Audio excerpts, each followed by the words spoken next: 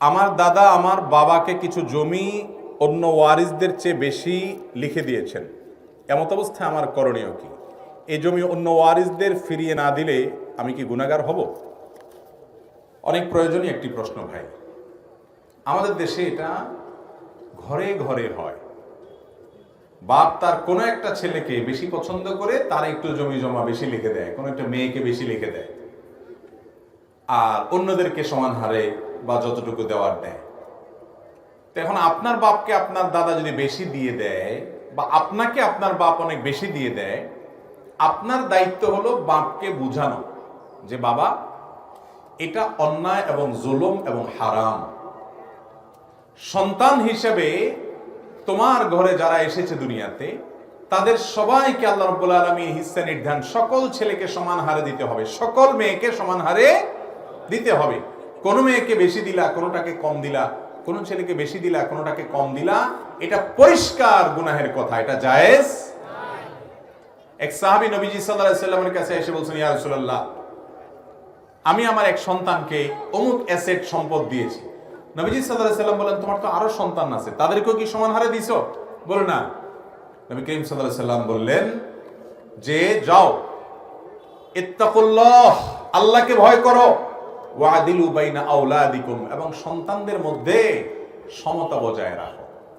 আমি ছোটবেলায় যে মাদ্রাসায় পড়েছি, আমার জীবনের প্রথম মাদ্রাসা, বুঝজ্ঞানও ছিল না, সেই মাদ্রাসার প্রতিষ্ঠাতার মেয়ে আমার অফিসে আসছে কিছুদিন আগে। সেই কত কত যুগ আগের কথা। উনি আসলেন, এসে তার দুঃখের কথা বললেন।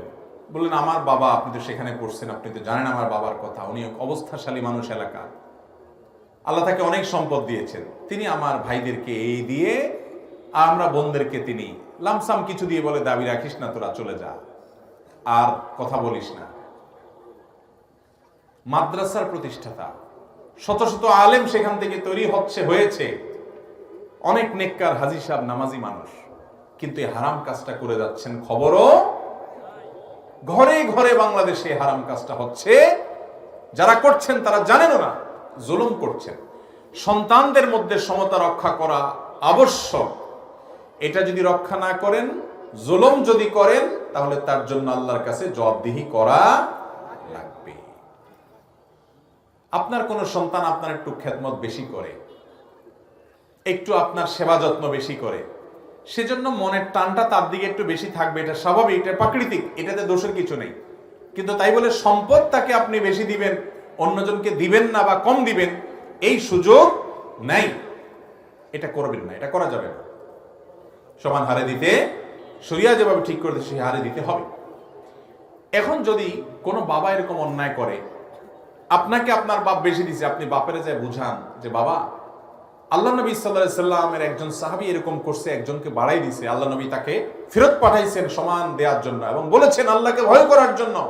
অতএব তুমি আল্লাহকে ভয় করো বাবা, তুমি সম্পদ দিয়ে আমাকে বড়লোক বানাইতে পারবা না বাবা, আমার যতটুকু পাওনা ততটুকু দাও, বাকিটা আমার ভাই ব্রাদারকে দাও। তারা যদি তোমার খেদমত নাও করে, তোমার সন্তান হওয়ার কারণে তাদের অধিকার হয়ে গেছে, তুমি দিয়ে দাও, বুঝে আসুক আর না আসুক, যে ওদেরকে কেন দিব, ওরা তোমার খোঁজ খবর নেয় না। খোঁজ খবর না নিলে ওরা আল্লাহর কাছে অপরাধী হবে, পাপী হবে, ধরা খাবে। কিন্তু তোমার দায়িত্ব তুমি পালন করো, দিয়ে দাও। বাপকে আপনি বুঝাই দিবেন। আর যদি আপনার দাদায় কাজ করে থাকে, তিনি দুনিয়া থেকে চলে যান, তাহলে আপনার বাপের উচিত হলো অতিরিক্ত যেটা দাদা দিছেন বলে ওইটা ভাই ব্রাদারকে ডেকে হিসেব করে বুঝাই দেওয়া। আজকাল বুঝাই দেওয়া তো দূরের কথা, পারলে আরো কিভাবে ভাতিজা ভাতিজিদের 14 গোষ্ঠী উদ্ধার করে মামলা মোকদ্দমা করে দখল করবে সেই চিন্তা, ঠিক না বেঠিক? এগুলো নিয়ে কি কবরে যাবেন রে বাবা? একটা ছোট্ট কথা বলি, দুনিয়াতে বাবা মা টাকা পয়সা দিয়ে সন্তান বড়লোক হয়ে সুখী হয়ে গেছে, এর দৃষ্টান্ত খুব বেশি নাই। যেসব বাবা মা মনে করে চুরিদারি 2 নম্বরই করে, যেভাবেই হোক দুর্নীতি করে, অন্যায় করে, হারাম উপায় হলেও যে ছেলের পছন্দ করে এর ভাষায় দেব, আপনি দিলেই সে ভেসে যাবে না, বরং সে ডুবেও যেতে পারে। বহু সন্তান এমন আমি দেখেছি, আপনারাও দেখেছেন, আশেপাশে খেয়াল করেন, দেখবেন যে বাপমা অন্যায় ভাবে একজনটা শুধু দিতেই থাকে, আর ওই পোলাপাইন একসময় দেখা যায় খয়রাতের টুকরি নিয়ে দাঁড়ায় থাকে। আর যার দিকে বাপমা হয়তো খেয়াল করে নাই, কোণঠাসা করছে, দেখতেও পারে নাই, হয়তো জুলুমও করছে, আল্লাহ তাকে হয়তো একসময় বাসায় দিচ্ছে। আছে না নাই? অতএব সন্তানদেরকে যোগ্যতা দেন, কাজ শিখান, কর্মঠ পরিশ্রমী বানান। এই যে যেখানে সেখানে ভালোবাসার অপব্যবহার না করে যেন জায়গান্ত ব্যবহার করে সেটা শিখান, মানুষ বানান এবং সেই সাথে আল্লাহর সাথে পরিচিত করান। উপযুক্ত ন্যায্য হকটা দিয়ে দেন, ওরা দুনিয়াতে ভালো থাকবে ইনশাআল্লাহ। টাকা পয়সা দিয়ে সন্তানকে কখনো বড়লোক বানায় দিয়ে দিতে পারবেন না। আপনি জরিপ চালান, দেখবেন বেশিরভাগ মানুষ বাবার দেয়া সম্পদে বড়লোক হয় নাই। আল্লাহ তাআলা তাকে যোগ্যতা দিয়েছেন, সে পরিশ্রম করেছে, উপার্জন করেছে, নিজের মতো নিজে দাঁড়াইছে। এরকম ফ্যামিলি, এরকম মানুষই দেখবেন সবচাইতে ওই নবাবদের সন্তানরা এখন দেখবেন অনেকে রাস্তা রাস্তায় ঘুরে, আছে না নাই? অতএব সন্তানকে সম্পদ দিয়েই বড়লোক বানায় দিব, এটা ভুল চিন্তা। তাকে উপযুক্ত যতটুকু ততটুকু দেন, ভালোবাসাটা দেন, শিক্ষাটা দেন, বুদ্ধিগুলো দেন, পরিশ্রমী বানান, ঈমান দেন, নেক আমল দেন, আল্লাহর সাথে পরিচয় করান। এটা ওদেরকে দুনিয়াতেও ধনী করবে, আখিরাতেও ধনী করবে। অতএব ভাইরা আমার, বাবা যদি ভুলেও দেয়, সন্তান সেটা ঠিক করতে হবে, কারেকশন করতে হবে, যেন এটা আমার ভাই বোনদের হক। এই যে জমি জমা সংক্রান্ত ভেজাল, এটা বাংলাদেশে এত বেশি যে আমি তো মনে করি 5 ওয়াক্ত নামাজ পড়েন, লম্বা দাঁড়িয়ে আছে, ওয়াজ করে, ওয়াজ শুনে, সব ঠিক আছে, কিন্তু এই জায়গা গেলে ঠন, এই জায়গা গেলে আল্লাহ রাব্বুল আলামিন কোরআনে কারিমে বলেছেন, আবাউকুম ওয়া আবনাউকুম লা তাদরুনা আইয়ুহুম আকরাবু লাকুম নাফআ। আমরা কেন দেই না সম্পদ? বাপ মনে করে যে মেয়েরে দিলে পরের বাড়ি চলে যাবে, আমার লাভ কি, জামাইয়ের ঘরে চলে যাবে, এই জন্য মেয়েদেরকে যত কম দেয়া যায়, ছেলেদেরকে দিলে আমারই থাকবে, এই না চিন্তা। এরপর দেখা যায় ওই ঘরে এমন এক ডাইনি পুত্রবধূ আসে, ওই ডাইনি মহিলায় ওই বুড়ার ভাতের ব্যবস্থাও আর করতে। আবার দেখা যায় ওই যে মেয়ের দেয় নাই, ঠকাইছে, ওই মেয়ের ঘরে আল্লাহ তাআলা এমন জামাই, এমন নাতি নাতনি দিয়ে দেয় যে জামাই যেরকম শ্বশুরের জন্য পাগল, নাতি নাতনিরা নানার জন্য পাগল, তাদের জীবন যাবে, ওই বুড়ার জন্য তারা সবকিছু করতে রাজি আছে, অথচ এই বুড়াই তাদেরকে ঠেলাঠেলি করছে। আছে না নাই? আমার চোখের সামনে বহু ঘটনা এরকম আছে, আমি জানি ব্যক্তিগতভাবে। এই কথার কারণেই আল্লাহ তাআলা কোরআনে বলেছেন, পণ্ডিতি করতে যাবা না তোমরা, নিজেরা পণ্ডিতি করতে যাবা না।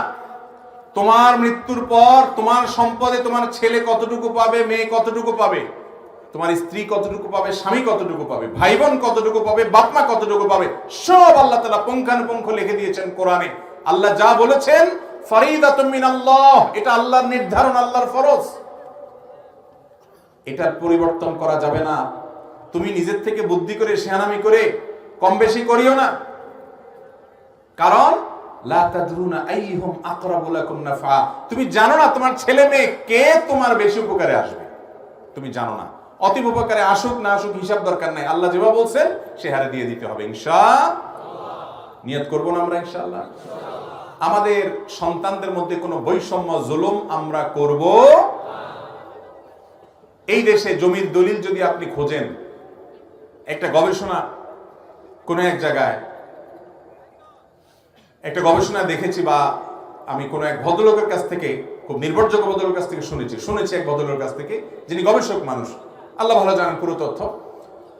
তিনি বলেছেন, এবং তার কথার সত্যতা আমরা বাস্তবতা থেকে জানি, সেটা হলো বাংলাদেশে যত জমি জমা আছে, এই জমি জমার সম্ভব 1/3 বা 3/1 তার চাইতে আরো কম হলো মেয়েদের নামে, আর সব ছেলেদের নামে।